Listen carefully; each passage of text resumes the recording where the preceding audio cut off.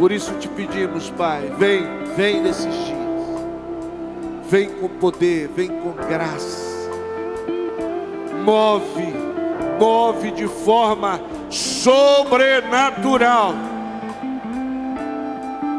Nós te damos total, completa e restrita liberdade para tu fazeres o que quiseres fazer, para o Senhor tocar em quem tu quiseres tocar.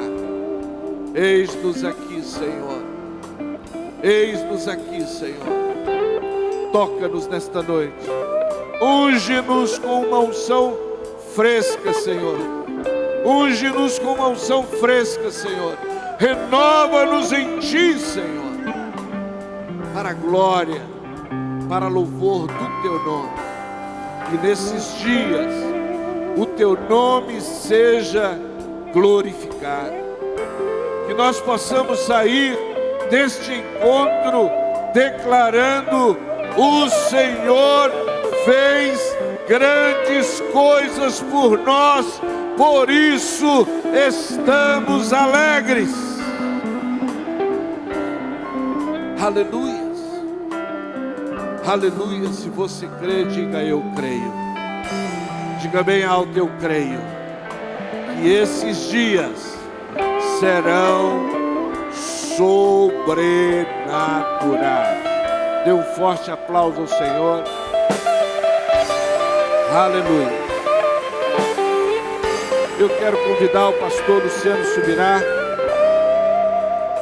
Você pode assentar. O pastor Luciano Subirá, que estará conosco durante essa conferência. Nós temos a alegria e o privilégio de tê-lo conosco mais uma vez. Está com a família. Como chegaram há pouco, estão cansados. Hoje ele poupou a esposa e as crianças, mas amanhã toda a família estará conosco. Lembrando que a conferência começa hoje, amanhã de manhã, amanhã à tarde, no culto das 17, amanhã à noite, no culto das 19h20, segunda pela manhã, sempre às 9h da manhã, segunda à noite às 19h30, terça pela manhã às 9h da manhã, terça às 19h30 e na quarta-feira a quarta de fogo, amém? Você não pode faltar. Diga: vizinho, não perca uma ministração. Outra coisa, use o seu celular, use o seu computador, o seu Twitter, o seu Facebook, o seu telefone. Não deixe nenhum dos seus discípulos amados fora desta conferência. Amém? Não há nenhum outro lugar nesta cidade para estarmos melhor do que uma conferência como esta. Amém? Aleluias. Glória a Deus. Quero convidar o pastor Luciano Subirá, ele que tem o Ministério Orvalho. Quantos aqui já linkaram lá no site do Orvalho? Ele que é um jovem escritor, já com vários títulos lançados, e alguns deles traduzidos para outras línguas, porque ele também tem feito conferências fora do Brasil. E eu estou falando isso para os mais novos, porque os mais antigos dispensam a apresentação, né? E é uma pessoa muito querida. E todas as vezes que o pastor Luciano Subirá traz a palavra, ele traz com muita graça, simplicidade, profundidade. Nós somos verdadeiramente edificados. Amém? Então vamos receber o pastor Luciano com uma forte salva de palmas para Jesus.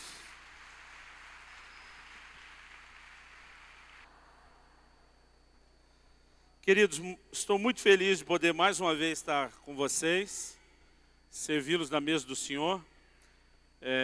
Tem sido sempre um privilégio, cada vez que o pastor Joaquim, que é alguém que a gente respeita tanto, nos convida, a gente se sente assim, muito honrado, muito feliz, pastor Joaquim, eu sei do seu critério, né? Eu estava fazendo as contas com o Rodrigo, acho que o único ano dos últimos 5 que eu faltei o carnaval foi ano passado, mas paguei minha dívida em julho quando vim com o Duane, né? Tem sido sempre bom estar com vocês, aprender com vocês.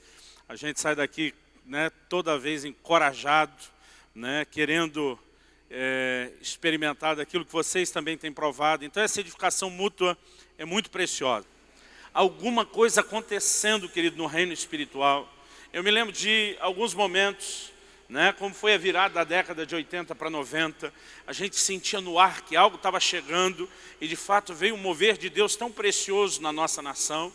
E algumas coisas, querido, que vão acontecer nessa década. Uma delas, eu tenho anunciado isso desde a virada de 2010 para 2011, essa será uma década de juízo, onde muitas pessoas, mesmo em posição de liderança, até de expressão, que estão brincando com Deus, vão ser removidas do seu lugar, e Deus vai trazer muita reforma na sua casa. Mas há também um sopro do Espírito, querido, tentando trazer um despertamento no coração do povo, da igreja, para que a gente volte a andar num lugar profundo em Deus. Há um anseio do coração de Deus de que eu e você possamos corresponder com isso. E o que eu senti de Deus de compartilhar com vocês nessa noite, foi uma palavra que eu preguei no dia 1º de janeiro, nosso primeiro domingo do ano, e eu compartilhei isso com a igreja dizendo, olha, para nós não é só um ensino, é um trilho profético. Nós precisamos nos mover sobre isso. Tiago capítulo 4, versículo 8. Eu quero ficar na primeira parte do versículo, que diz assim, chegai-vos a Deus, e Ele se chegará a vós outros. Você pode repetir isso comigo? Diga, chegai-vos a Deus, e Ele se chegará a vós outros. Fala para o irmão que vai lhe abençoar no fim do culto isso. Se você se achegar a Deus, Deus também vai se achegar a você. Mais uma vez, para outro irmão agora. Se você se achegar a Deus, Deus também vai se achegar a você. Querido, eu quero falar nessa noite sobre o que eu tenho chamado de a reciprocidade de Deus. Eu sei que a palavra reciprocidade é meio rebuscada, meio difícil. Eu até fui buscar no dicionário a definição de reciprocidade. Eu tive uma revelação profunda. O dicionário dizia que é o ato de ser recíproco. Não esclareceu tanta coisa. Mas a definição de recíproco é aquilo que se dá ou se faz em recompensa de coisa equivalente, mútuo. Então, se alguém expressa determinado sentimento para você e você diz é recíproco, você está dizendo do lado de cá, né, existe algo também da minha parte que é equivalente ao seu. Há uma mutualidade. E há uma lei no reino do Espírito, querido, que eu chamo de lei de reciprocidade. E Deus, na sua soberania, por razões que Ele mesmo conhece, decidiu que essa lei estaria regendo o nosso relacionamento com Ele.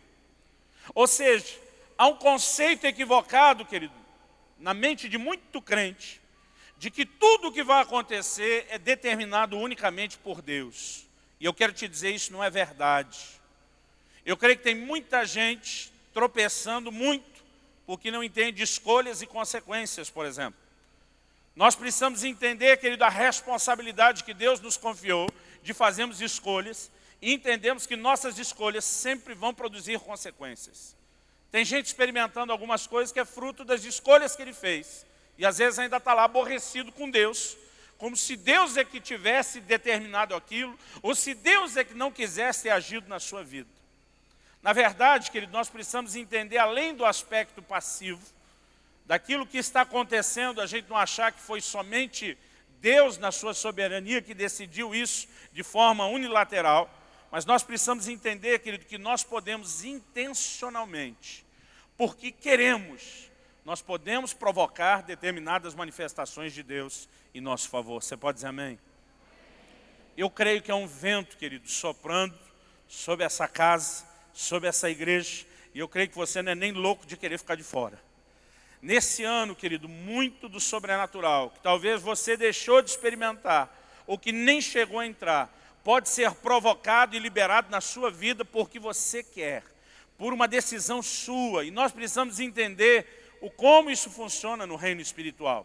Então, eu quero tomar como base esse texto, onde Deus diz, olha, se você se chegar a mim, eu vou me chegar a você. O que Deus está dizendo? Na proporção em que você vem ao meu encontro, eu também vou ao seu. Ou seja, se é um crente se aproximando muito de Deus, Deus também virá na mesma intensidade ao encontro dele.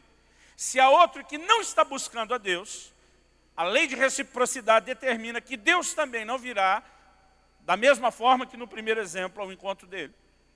Querido, isso é uma verdade que nós precisamos entender. Até o momento da conversão, até a hora da salvação, o homem é tratado por Deus de forma diferente da que ele tratou o seu Criador. Por exemplo, Romanos 5,20 diz que onde abundou o pecado, superabundou a graça. Paulo diz que Deus dá prova do seu amor pelo fato de que nós éramos ainda inimigos seus, quando ele manifestou o seu amor para conosco. No entanto, querido, depois da conversão, é como se Deus estivesse dizendo a um novo padrão que determina a forma como eu e você vamos nos relacionar. É como se Deus estivesse dizendo, eu vou ser e fazer para você tudo aquilo que você será e fará para mim. E se você se lança em Deus, você vai ver Deus ir correndo para cima de você. Mas se você o ignora, você vai ver Deus ignorando você. E eu não creio, querido, eu vou explicar isso. Eu não creio que isso seja um gesto de birra, de pirraça de Deus. Não sei se a palavra é conhecida aqui, né? Como quem diz, já que você não me deu atenção, também não lhe dou. Nós precisamos entender até por que Deus decidiu agir dessa forma. Mas o que eu tenho percebido, querido, é que muitas pessoas se acomodam num lugar de mediocridade na vida cristã. Muitos assumem uma atitude passiva e eles estão acreditando que isso é confiar e exaltar a soberania de Deus. Deus, na sua soberania, foi quem estabeleceu a lei de reciprocidade. Não fomos nós. Deus, na sua soberania, revelou isso na palavra. A partir do momento que Deus diz, é assim, nos ensinou, né, disse, essas leis estão diante de vocês, então nós precisamos saber como nos relacionar com elas. A lei de reciprocidade, querido, nunca vai afetar o propósito de Deus para mim. O que Deus planejou para a minha vida, para a sua vida, é algo que Ele, em sua soberania, decidiu. É por isso que Tiago diz, olha, vocês que dizem, hoje ou amanhã, iremos a tal cidade, negociaremos, ganharemos dinheiro, ele diz, vocês deveriam dizer, se o Senhor quiser, e se vivemos. Porque o propósito dele para você, ele mesmo estabeleceu. Agora, a intensidade do seu relacionamento com ele e a dimensão de conquistas que você pode experimentar na vida em Deus e no ministério, não depende unicamente de Deus, depende de você. É sobre isso que eu quero falar nessa noite. Eu espero que com a graça de Deus, eu consiga despertar o seu coração, para que a sua relação com Deus possa ir para outro nível, para outro lugar. Você pode dizer amém? Então vira para o irmão ao seu lado, fala para ele. A sua atitude determina a maneira como Deus vai tratar você. Mais uma vez, vira para o outro irmão e diga para ele. A sua atitude determina a maneira como Deus vai tratar você. Essa é a primeira coisa que eu quero falar, querido. É sobre o trato de Deus conosco. Né? Nós precisamos entender dentro dessa lei de reciprocidade, que Deus está dizendo, olha, a maneira como eu vou tratar você, depende da forma como você me trata. Abra sua Bíblia em 1 Samuel, capítulo 2. Primeiro livro de Samuel, capítulo 2.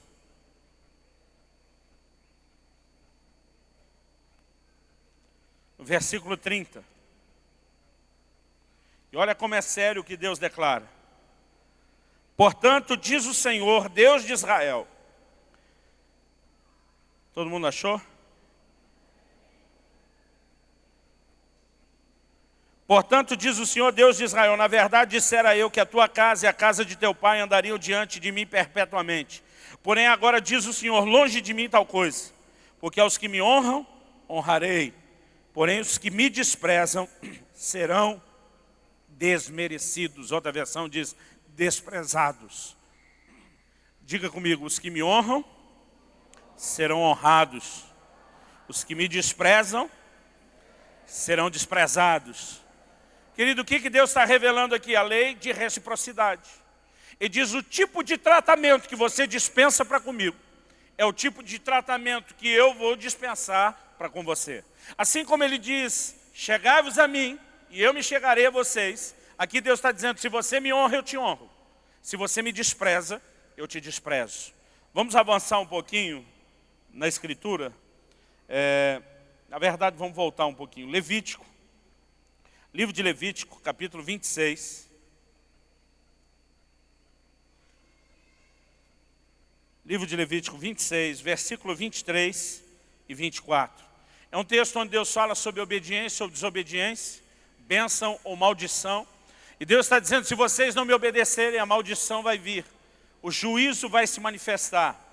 Levítico 26, versículo 23 e 24. E Deus falando do juízo como correção, Ele diz assim, se ainda com isso não vos corrigirdes para volverdes a mim, porém andardes contrariamente para comigo, eu também serei contrário a vós outros, e eu mesmo vos ferirei 7 vezes mais por causa dos vossos pecados. Deus diz, olha, se depois de me desobedecerem e ao serem julgados, ainda assim, em vez de se arrependerem e se voltarem para mim, vocês se mostrarem contrários, Deus diz, eu também vou me mostrar contrário a vocês. Ou seja, o que Deus está dizendo o tempo todo nas Escrituras, é que a maneira como Ele vai nos tratar, é um ato de reciprocidade para como a forma que eu e você decidimos tratá-lo. Avança comigo para 2 Crônicas, segundo livro de Crônicas, capítulo 15.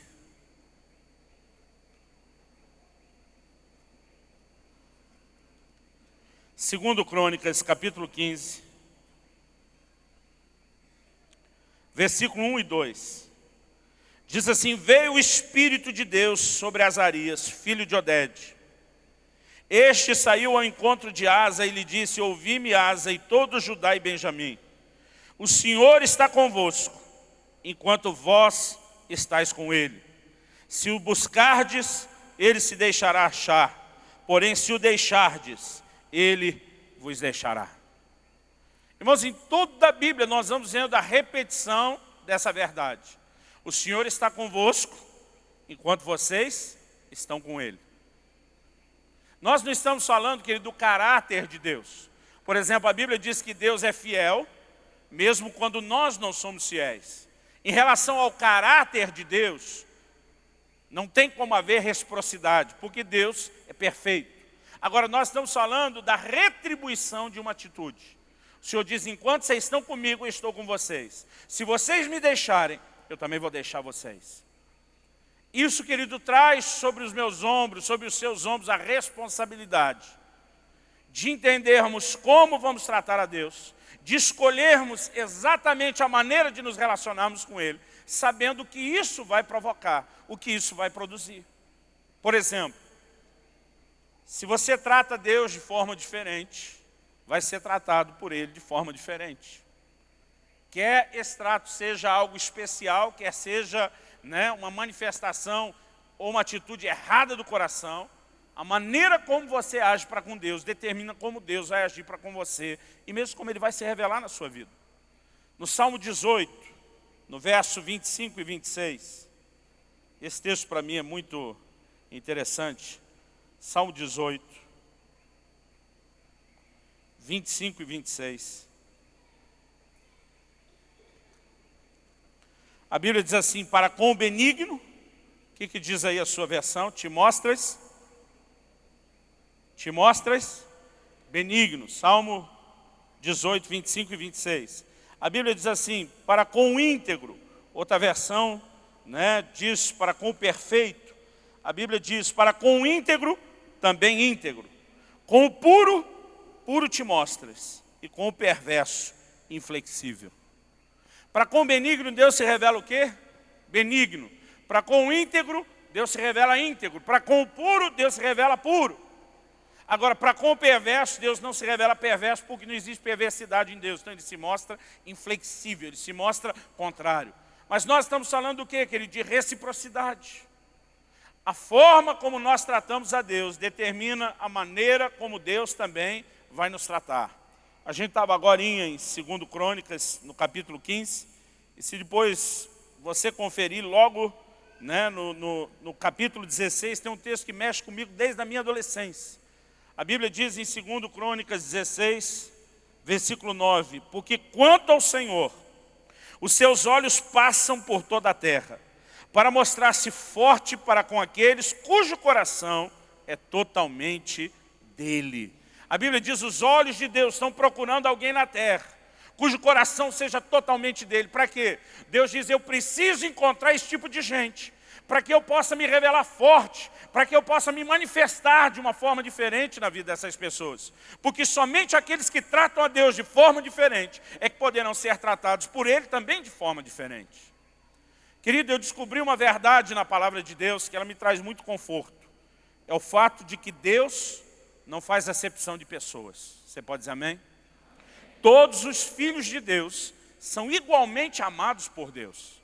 Eu não posso conceber a ideia de Deus fazer acepção de pessoas, a menos que o filho predileto seja eu.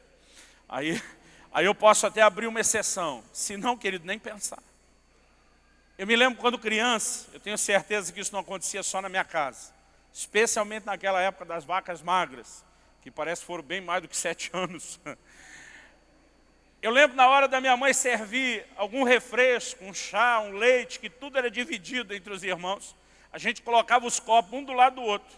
E a gente ficava medindo para ver se um filho não ganhou mais do que o outro. Às vezes parece que tinha uma gotinha, um negocinho de nada no copo do outro. E eu também mereço. Né? Quando a gente ganhava mais, a gente nunca reclamava. Mas quando achava que era menos. Por que a criança age assim, querido? É um gesto inconsciente de dizer, eu quero ter certeza de que eu sou tão amado quanto qualquer outro filho. E assim como um pai e uma mãe vivem tentando, né, suprir o coração dos filhos em relação a isso. Minha esposa, por exemplo, ela diferente de mim, se ela elogiar um filho e o outro estiver perto, ela vai arrumar alguma coisa para elogiar o outro também. Eu falo para ela, Kelly, se um fizer uma coisa errada, você vai dar bronca nos dois? Ela diz, não, mas quando é elogio e é demonstração de apreço, eu quero que os dois sempre saibam que são amados. Né? Da onde veio essa sabedoria? Ela lida com criança há muito tempo. Ela sabe a maneira como os filhos reagem. E a razão pela qual que Deus tentou garantir para nós todos que Ele não faz acepção de pessoas, e a Bíblia fala isso repetidas vezes, é para que todos nós saibamos que nós somos todos igualmente amados. Você pode dizer amém? E todos temos direitos iguais, querido. Então, dentro desse princípio, eu fico olhando, se Deus abençoa a vida do Rodrigo um pouquinho mais, eu vou ficar feliz por ele. Eu não vou ficar com inveja dele, mas eu vou dizer, Deus, jurisprudência. Se ele tem direito, eu também tenho. O Senhor pode até dar mais para ele, porque quanto o Senhor, mais o Senhor dá para ele, eu também quero. Né? Porque todos nós, querido, temos, na condição de filhos, a mesma manifestação de amor, de herança da parte de Deus. Mas deixa eu te dizer algo, querido. Eu descobri que Deus não faz acepção de pessoas, mas Ele faz acepção de atitudes. E é isso que muito crente não entende. Todos nós somos igualmente amados. Deixa eu te mostrar algo interessante. No fim do ano eu fiquei surpreso meditando nisso. Eu nunca tinha percebido isso. Êxodo capítulo 30. Fala de uma oferta especial. Que era uma oferta de resgate. Que todo israelita deveria dar por ocasião do recenseamento. Então Deus diz a Moisés, sempre que houver um recenseamento, cada pessoa vai dar um valor específico, que é a oferta de resgate por si mesmo. Deus diz, se isso não for feito, vai haver peste, praga sobre a terra. Esse foi um princípio que Davi ignorou quando fez o recenseamento. E o texto diz assim, versículo 12, Êxodo 30, de 12 até o 15. Quando fizeres recenseamento dos filhos de Israel, cada um deles dará ao Senhor o resgate de si próprio, quando os contares, para que não haja entre eles praga nenhuma quando os arrolares. Todo aquele que passar ao arrolamento dará isso, metade de um ciclo, segundo o ciclo do santuário, esse ciclo é de 20 geras. A metade de um ciclo é oferta ao Senhor. Olha o que a Bíblia diz, todo aquele que passar. Versículo 14, qualquer que entrar no arrolamento de 20 anos para cima, dará oferta ao Senhor. Agora olha o versículo 15. O rico não dará mais de meio ciclo, nem o pobre menos, quando derem oferta ao Senhor, para fazer expiação pela vossa alma. Querido, em toda a Bíblia, Deus faz uma distinção da oferta do rico e da do pobre. Em toda a Bíblia. Por exemplo, na hora que um filho fosse consagrado ao Senhor, haveria um sacrifício que deveria ser oferecido. Mas Deus disse que para uma família de poucas posses, ela poderia ofertar 2 pombas ou 2 rolinhas. Foi o sacrifício que os pais de Jesus apresentaram no templo, que indica que eles não eram uma família de muitas posses financeiras. No Novo Testamento o assunto não muda.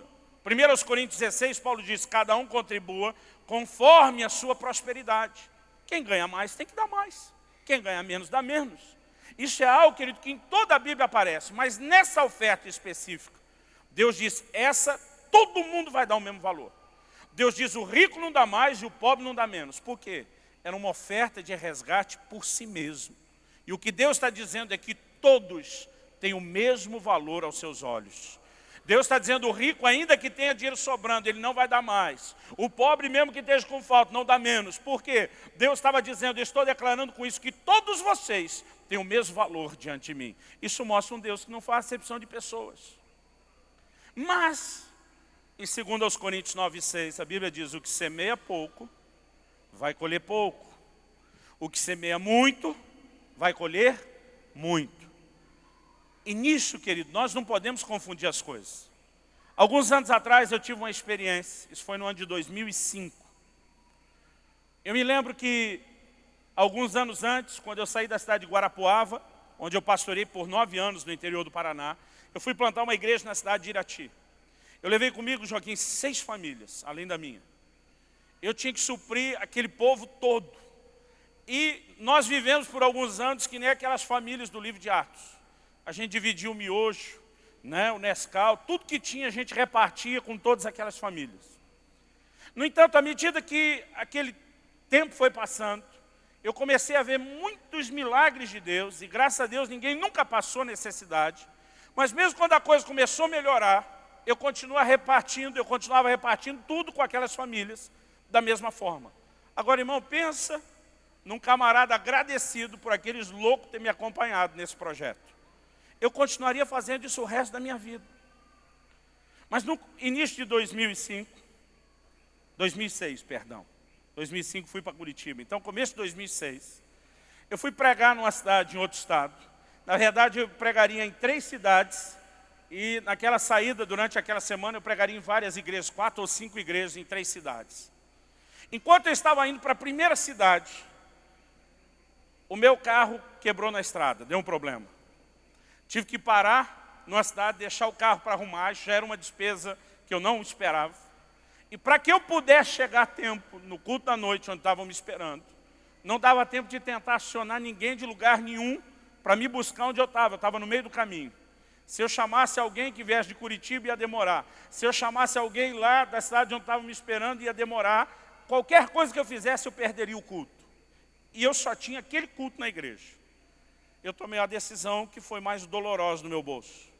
Aluguei um carro numa agência da Localiza, enquanto o meu ficou arrumando naquela cidade, e corri para honrar meu compromisso. Quando eu chego, o homem de Deus que me recebe, que não sabe que eu tive um problema com o meu carro, nem sabia o carro que eu tinha, que eu estou chegando com um carro alugado com despesa, ele me chama para uma conversa e diz, vem cá, essa semana, enquanto eu orava por você, Deus me deu uma palavra, eu tenho que te entregar agora, antes de você pregar. Ele olhou para mim e disse assim, Deus me disse que dessa semana de viagens que você vai andar por essas cidades do nosso estado, o que você vai receber de oferta não vai cobrir nem a sua despesa de viagem. E ele diz, para que você não ache que está havendo algum equívoco com as pessoas ou com as igrejas, Deus mandou te dizer antes, que quem está fechando a torneira para o seu lado é Ele. E Ele muito jeitosamente falou comigo assim, para você largar a mão de ser besta. Eu levei até um susto, falei, isso não é jeito de profetizar. Ele olhou para mim e disse, porque você quer ser mais justo do que Deus. Eu falei, nem justo direito eu estou conseguindo ser, ainda mais justo que Deus. Estou tentando entender o que ele está falando. Mas ele disse assim, há muito tempo, que tudo que Deus te dá de recurso financeiro, você vem repartindo com todo mundo à sua volta. Ele diz, a atitude do seu coração de não querer reter as coisas de forma egoísta é louvável. Mas ele me diz, você passou do ponto. Ele diz, Deus ama essas pessoas que estão à sua volta tanto quanto, né, Ele ama você, mas eles não plantaram a mesma quantidade de semente que você plantou. E o que você está colhendo é o que você tem o direito de colher, mas eles não. E porque você está tentando repartir uma colheita com quem não semeou de forma igual, Deus vai fechar a torneira por um tempo ao seu lado. Ele diz, mas porque você tem direito de colher, Deus vai fazer você colher de outra forma. Ele diz, a partir de agora, a torneira fecha, os recursos param de entrar e Deus vai começar a te dar coisas de valor que você não tem como repartir com essas famílias à sua volta. Ele diz, daqui 1 mês e meio, ele me falou, você vai ganhar um carro. Ele falou, eu vi um carro grandão, parece um caixotão quadrado. Irmãos, 1 mês e meio depois, exatamente, eu ganhei a Doblô Adventure, que era o carro dos meus sonhos, com 7.000 quilômetros rodados só. Ele disse, você vai começar a ganhar presentes. Ele começou a descrever coisas que todas aconteceram. Irmão, eu tenho certeza que Deus ama aquelas famílias tanto quanto Ele me ama. Mas havia uma verdade por trás daquilo. Deus estava dizendo, eu decidi trazer a você aquilo que você plantou. E eles não plantaram. Então você não pode se igualar nessa hora. E sabe, querido, nós temos muitas vezes dificuldade de entender isso. A gente vê alguém sendo abençoado e a gente acha que Deus está sendo injusto. Porque está caindo mais bênção no quintal do vizinho do que no meu. E nós que estamos no controle de qualidade do reino de Deus, né, vistoriando, fiscalizando tudo para ele, já vamos logo dizer, ei Senhor, algum equívoco. Tem alguma coisa errada acontecendo. E muitas vezes, querido, o sentimento que nós permitimos entrar aqui errado, é que Deus está fazendo acepção de pessoas, mas isso não é verdade. Deus nunca vai fazer acepção de pessoas, mas Ele faz acepção de atitudes. Quantos estão entendendo? Algo, querido, que Deus me tem feito compreender. Um dia desse estava conversando com meu filho, há 2 anos atrás. Eu tirei ele, com toda a família, na verdade, para uma viagem comigo durante o período das aulas. E eu arrisquei, né? Sempre foi um aluno exemplar. Falei, Kelly, nós vamos arriscar. Não quero que eles percam essa oportunidade de estar comigo lá. E eles perderam mais de uma semana de aula, acho que 8 dias de aula. Quando meu filho chegou, eles aplicaram uma prova em cima do conteúdo que ele perdeu. Ele não estava bem informado e pela primeira vez ele tirou uma nota baixa. Uma baixa, daquelas de ficar vermelhinha. E ele veio para casa morrendo de medo de me mostrar o boletim ou a nota da prova, não me lembro o quê. Eu lembro que ele estava com muito medo da nossa conversa. E quando ele chegou e apresentou a nota, né, eu falei, filho, por que você tirou essa nota? Ele falou, pai, enquanto a gente estava fora, eles deram essa matéria, eu cheguei à prova, já foi em cima, nem deu tempo de eu recuperar nada. E eu falei para ele, filho, em primeiro lugar, a culpa não é sua. Papai fez isso com você correndo risco. O que eu espero é que você agora recupere, ajude a gente a consertar isso. Né? Não queria ter o seu boletim dessa forma. Eu é que peço perdão para você. Né? Tentei acalmar um pouco, porque eu vi que ele estava mesmo ansioso com aquilo. Mas eu falei, filho, eu quero que você saiba de uma coisa. Você pode vir com a pior nota que for no seu boletim. Seu pai não vai te amar menos por isso. Você pode vir com a melhor nota que for no boletim. Seu pai não vai te amar mais por isso. Falei, o tanto que eu te amo não depende da sua performance, do seu desempenho. Aí ele fez até uma cara de aliviado, tipo, então eu posso bagunçar? Eu falei, mas embora o meu amor por você nunca mude em relação à sua performance, o tanto que você me agrada vai estar muito relacionado com a sua performance. Eu falei, se essa nota baixa fosse um relaxo seu, eu ia cobrar isso de você e você ia pagar muito caro. Essa nós vamos passar por cima, porque eu sei que não foi sua. Mas lembre sempre que na hora que você for trazer esse boletim, você pode me agradar ou desagradar, mesmo que o tanto que eu lhe amo não mude. E sabe, querido, o que muita gente não entende com Deus é isso. A palavra de Deus está cheia de afirmações. Romanos 8:8 diz, os que estão na carne não podem agradar a Deus. Hebreus 11, versículo 6, sem fé é impossível agradar a Deus. Eu quero te dizer algo, querido, você é um crente carnal, Deus continua te amando. Ele não te ama menos do que Ele ama outro crente. No entanto, não quer dizer que Ele está se agradando de você, como Ele está se agradando de outro crente. Porque ainda que Ele não faça acepção de pessoas, Ele faz de atitude, porque isso é parte da lei de reciprocidade. Quantos estão entendendo? Diga amém. Abra sua Bíblia em 1 Tessalonicenses, capítulo 4. Irmãos, esse entendimento é muito libertador. Nós vamos parar de se queixar de muita coisa, de jogar a coisa para cima de Deus, e vamos ter que assumir a responsabilidade de experimentar mais da parte de Deus pela nossa própria atitude. Você pode dizer amém? 1 Tessalonicenses 4:1. Finalmente, irmãos, nós vos rogamos e exortamos no Senhor Jesus, que, como de nós recebestes, quanto à maneira por que deveis viver e agradar a Deus, e efetivamente estáis fazendo, continueis progredindo cada vez mais. E diz, olha, vocês aprenderam algo de nós, vocês estão fazendo o que nós ensinamos, mas eu espero que vocês ainda cresçam, progridam nisso. E diz, isso diz respeito à maneira como vocês devem viver e agradar a Deus. Paulo ensinava aqueles irmãos dizendo, vocês têm que se tornar agradáveis a Deus. O estilo de vida, a maneira de viver de vocês tem que arrancar um sorriso da face de Deus. Isso, querido, é algo que muita gente não entende. Porque quando você começa a entender, querido, você para de só esperar o que Deus vai decidir sozinho, porque na verdade não é assim que funciona. Você entende a responsabilidade, chama ela para si, e você começa a dizer, então, eu vou romper com alguns limites. Eu vou entrar num lugar mais profundo em Deus. Eu vou provocar reações de Deus em meu favor. Irmão, já fui esse tipo de crente, que cada vez que eu ouvia alguém dar um testemunho, eu ficava num misto de tristeza com alegria. Alegria porque o abençoado recebeu alguma coisa, dizer que bom que alguém ainda está recebendo para a gente ver que Deus está vivo.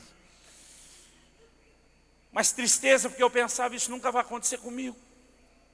Irmão, durante muito tempo eu era aquele tipo de crente que me lamentava, porque eu não fui predestinado para ser muito abençoado por Deus, porque eu não fui predestinado para fazer grandes coisas para Deus, porque não chovia na minha horta como na dos outros. Até que em 1990, participando de uma das reuniões do Dave Roberts, que você também teve lá em São Paulo, eu comecei a aprender algumas coisas, e esse entendimento, querido, foi libertador para mim. Eu me lembro de um dia que o irmão Dave disse, o limite não está em Deus, o limite está em você.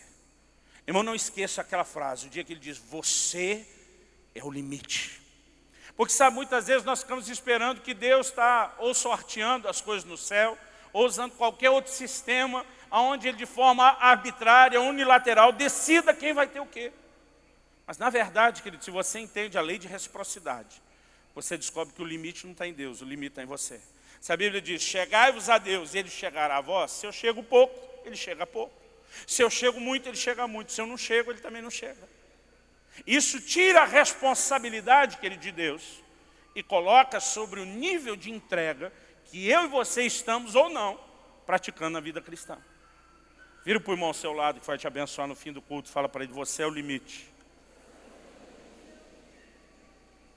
Vira para o outro irmão para não fazer acepção de pessoas. Fala para ele também, você é o limite. Irmãos, quanto eu vou experimentar de Deus? Eu mesmo decido.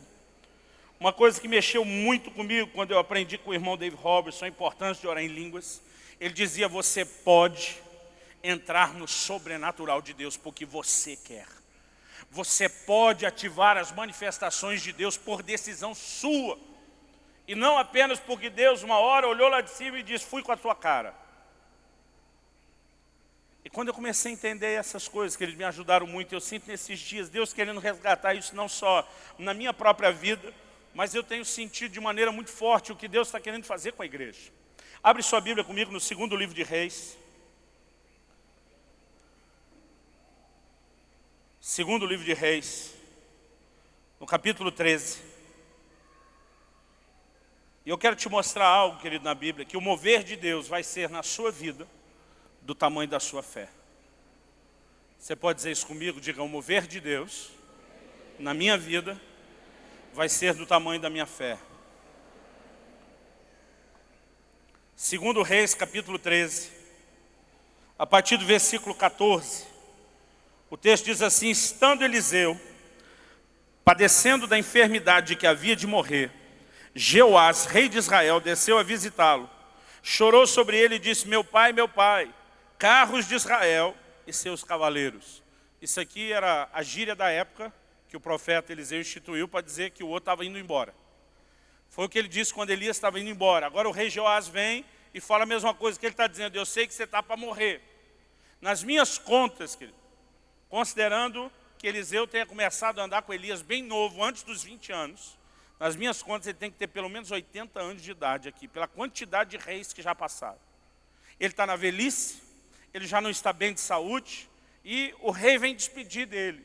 Mas no momento que o rei chega, o texto diz assim, versículo 15. Então lhe disse Eliseu, toma um arco e flechas. A Bíblia diz, ele tomou um arco e flechas. Disse ao rei de Israel, retesa o arco. E ele o fez. Então Eliseu pôs as mãos sobre as mãos do rei.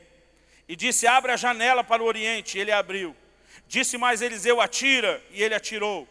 Querido, quando você olha o que está acontecendo aqui, se você não entender o aspecto profético, o quadro é muito esquisito.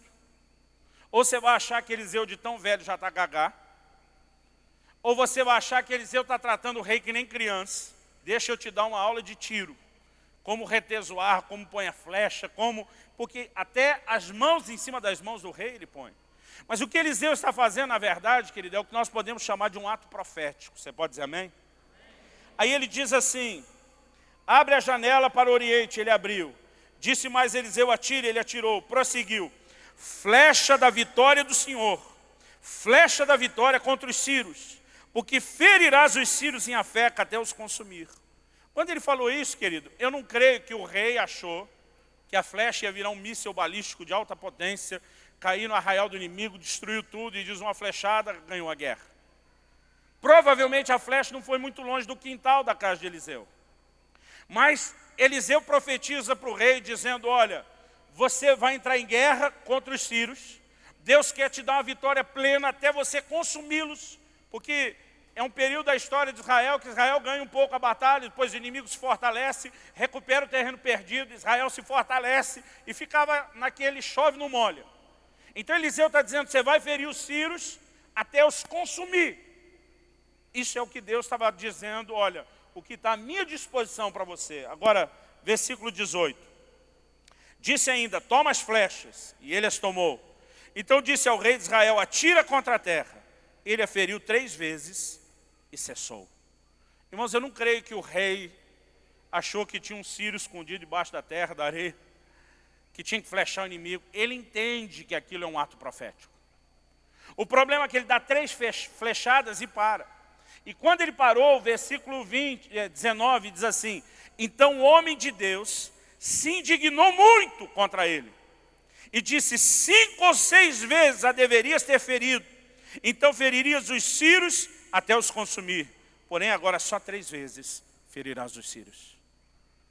Olha o que Eliseu diz. Primeiro a Bíblia diz que Eliseu indignou muito. Eu acho que essa frase indignou muito poderia ser traduzido que Eliseu queria pegar o camarada pelo pescoço. Ele olha para o cara e diz, por que você flechou só 3? Você tinha que flechar 5 ou 6. Ele diz, agora você só vai vencer os sírios 3 vezes. E com 3 vitórias, você não consome eles. Com 3 vitórias, eles vão se recuperar. Com 3 vitórias, eles não vão ser consumidos. Ele disse, se você tivesse ferido 5 ou 6 vezes, você teria 5 ou 6 vitórias seguidas. Irmão, quem determina a quantidade de vitória que você tem não é Deus de forma unilateral, nem de forma arbitrária. Eu quero te dizer que o mover de Deus na sua vida é do tamanho da sua fé. A quantidade de vitória que você tem, querido, está relacionada a essa quantidade de flechadas que você pode disparar. Dizendo, eu creio que meu limite é 3, eu creio que meu limite é 5, eu creio que meu limite é 10. Existem coisas na minha e na sua vida, querido, que elas não vão acontecer só porque Deus quer. O que Deus queria? Vai ferir os sírios até os consumir.